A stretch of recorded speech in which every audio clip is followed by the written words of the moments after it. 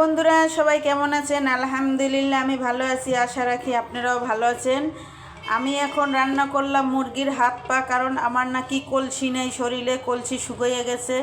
Doctor বলেছে বেশি বেশি কলসি খেতে হবে, তাই আজকে আমি কলসি রান্না করলাম।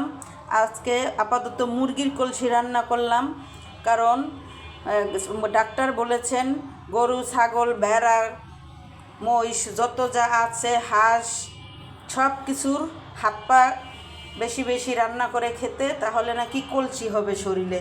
তাই আপাতত আজকে আমি মুরগির হাত পা রান্না করলাম, দেখি কতটুকু কলসি হয়।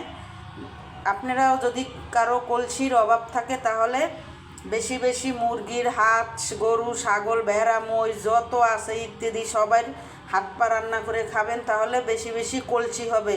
বন্ধুরা, শুধু শুধু ডাক্তারের ওষুধ খেয়ে লাভ নাই, ওষুধে কলসি থাকে না। যার জন্য ঘরোয়াভাবে এইভাবে বেশি বেশি কলসি রান্না করে খাবেন। মুরগির হাত পা ইত্যাদি সব কিছুর হাত পা খাবেন, আর বেশি বেশি কলসি হবে শরীরে। আমার ভিডিওটা ভালো লাগলে অবশ্যই কমেন্টে জানাবেন, ভিডিওটা শেয়ার করে দিবেন, আমার পেজটিকে ফলো দিবেন। বন্ধুরা ভালো থাকবেন, সুস্থ থাকবেন, আল্লাহ হাফেজ।